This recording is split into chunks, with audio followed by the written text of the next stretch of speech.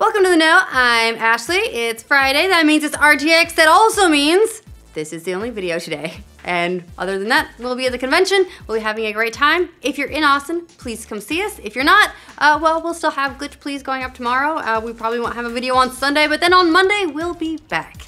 And now, with housekeeping out of the way, Crash Bandicoot has platformed his way onto current generation consoles last week thanks to the remastered Insane trilogy. And while the trilogy's been a smashing success already, smashing, it's done even better than we first realized based on some new data out of the UK, courtesy gamesindustry.biz. In addition to having the best first week of any platform exclusive in the territory for the year, Crash Bandicoot was also the #1 selling title in the UK for the month of June, despite only being on sale for 2 days. Now, we don't know specific numbers just yet, but based on the reports, Crash more than doubled the sales of the game in second place last month, again, in 2 days.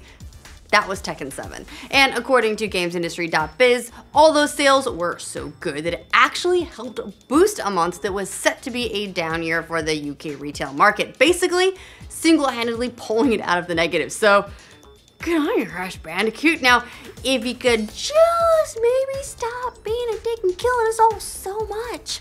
Not all of us can get good. Now, Nintendo Switch is the console everyone's just dying to get, apart from the SNES Classic. But one thing that people aren't quite as excited about is that weird as hell smartphone app that's gonna handle the system's online voice chat. Well, lucky for all of us, kind of. It has an actual release date now. Nintendo revealed today during their Splatoon 2 Direct that the Nintendo Switch Online app releases on July 21st alongside Splatoon 2 and Splatnet 2, the game's online hub. Through the online app, you'll be able to talk to other players and send out friend requests. This will finally give us a chance to see just how this thing works in practice. Nintendo's received a lot of criticism about the solution to online play so far, since just about everyone else figured out how to do this decades ago and didn't involve smartphones. But hey, Nintendo's been right about wackier stuff before, and they are dealing with a set of circumstances that most consoles don't deal with, which is this sort of online, not always connected, but sometimes connected, having to be a handheld and a home console and still make all the multiplayer work. So, fingers crossed this is a more elegant solution than it first appears. Destiny 2's open beta is just a few short weeks away, and right on schedule, Bungie has released a trailer to get you all nice and hyped up. In addition to the hype, the trailer also provides a few details about what exactly you'll get to do in the beta, which is pretty helpful if you think about it, including the opening story mission, the Inverted Spire Strike, 2 multiplayer modes starting on July 18th for those who pre-ordered on PS4, July 19th for Xbox One pre-orders, and July 21st for everyone else. In addition to that, you'll also be able to figure out which new subclass you like best out of the Dawnblade Warlock, Arcstrider Hunter, or the Sentinel Titan, as well as goof around in the new social space known simply as The Farm, which is probably not where your childhood dog is.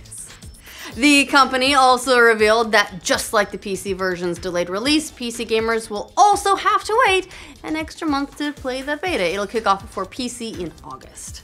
It looks like one of the biggest requested features for Shadow of War has finally been confirmed, and it's great news. Warner Brothers announced in a new trailer today that you can now bring your most hated nemesis into Shadow of War from Shadow of Mordor.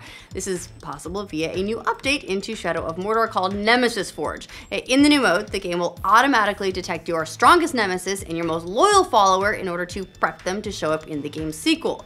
Monolith's been a little bit coy about whether or not a feature like this would actually appear in Shadow of War up till this point, probably because they've been busy trying to actually build it before launch, but it's nice to see it's actually happening. You spend so much time hating some of these characters that you kind of want to take them with you to hate them more. It's like frenemies. Now, Halo 5 Guardians is about to look a whole lot better. The game is getting a 4K boost for the Xbox One X later this year. Meanwhile, 4 older games will be made backwards compatible as part of the 2017 Halo Summer Celebration. 343 Industries says Halo 5's upgrade will be a true 4K update. and said they'll update us with more details soon. Meanwhile, 343 and Microsoft are working to add 4 Halo games to the backwards compatibility list for Xbox One, which will also happen sometime later this year. They're Halo 3, Halo 3 ODST, Halo 4, and Halo Combat Evolved Anniversary. Each will have their campaign and multiplayer modes, plus support for LAN play. Sadly, there's also no word on Halo 6 yet, but this should tide you over, right? I mean, it's a bunch of games. Spend a lot of time playing them. Good news, PC gamers, you are about to get to play a whole bunch of PlayStation 4 games. Well, you get to play them, but anyway, they're coming to PC today thanks to the magic of PlayStation Now. That's the catch. The list of 20 PS4 games includes Ultra Street Fighter 4, God of War 3 Remastered, Evolve, Killzone Shadowfall, Darksiders 2 Definitive Edition, and more. PlayStation Now already has more than 500 games for PS3, and this sounds like it's the first in a wave of PS4 games intended for the PC. Sony says it'll add more PS4 games to the service over time. Sony also said that it's temporarily lowering the price of PlayStation Now, so you can get a year subscription for $100 or 1 month for $10 if you want to try it out without really spending too much money. Now we've got good news and bad news. Doomfist is coming to Overwatch. He's been confirmed, but he's not going to be voiced by Terry Crews. Blizzard announced the newest hero today, and he's available on the game's public test realm on PC. Doomfist is an offensive character with abilities like Rock-a-Punch and Hand Cannon. Sadly though, Crews, who openly campaigned for the job and was endorsed by no less than The Rock himself, did not get the gig. That went to veteran voice actor Sarn Gaudra, which is kind of a bummer if you're a huge fan of Terry Crews. But on the bright side, you still have Crackdown 3, and Doomfist does look and sound pretty cool based on the new trailer. So let's all be happy about it. It's been a hot minute since Samuel L. Jackson donned the Nick Fury eye patch and trench coat in an MCU movie, but according to new reports, he will be back in the role for sure in 2019's Captain Marvel, starring Brie Larson. Deadline reports that they have confirmation from sources close to Marvel that this will be the case, making him a welcome addition to the film. Fury was last seen in 2015's Age of Ultron, but so far has been MIA in the MCU titles since then. They haven't really been Fury's Avenger-centric. Now, it's always possible he'll be making a surprise appearance in next year's Infinity War, or maybe we'll see him in Thor Ragnarok later this year. Well, I mean, Infinity War is pretty much a given because just about every Marvel character and their mother will already be in that movie. But it's nice to get some early confirmation that Captain Marvel will have at least one familiar face present. Now, it looks like Capcom had an objection to a fan-subbed Ace Attorney game. Two fans apparently spent months translating a Japanese spin-off game that features an ancestor, Phoenix Wright, and is set in feudal Japan. The pair had been playing it on YouTube and subtitling it via YouTube's subtitling feature, since it's not available outside of Japan. But Capcom apparently wasn't all that cool with it because they DMCA'd the videos, which were taken down recently. Still, the pair say they will translate a sequel game, which, hey, props for the effort. That is not easy. There's a lot of words. Kotaku reached out to Capcom for a comment, but no response yet.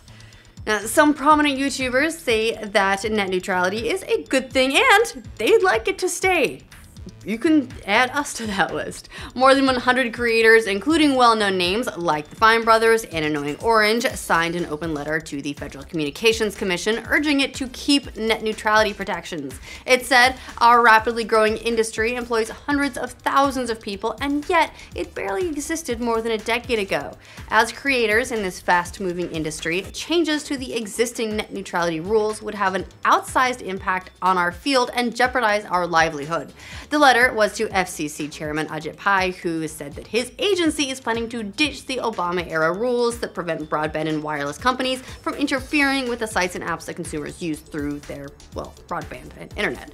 We'll see how it ultimately shakes out, but the letter also included an interesting stat. Online video traffic already represents over 70% of all global web traffic and is estimated to grow over 80% of all traffic by 2020. No idea how much of that's Netflix, probably a lot, but we'll see. Fingers crossed we all still get to see our favorite websites. right, that's all the news we have for you guys today. Let us know what you think of these stories down in the comments below. If you want to make sure you get all the news from every corner of the internet every single day, make sure you like this video. If you're new here, subscribe to the know. If you wonder where we are on the weekend, we're at RTX. Dawnblade Warlock. Oh, they have many names. The game is getting a 4K boost for the Xbox One X later this year. That went to veteran voice actor Sarn. Damn it, I even looked up his pronunciation and I knew it was coming and I got scared and I stopped.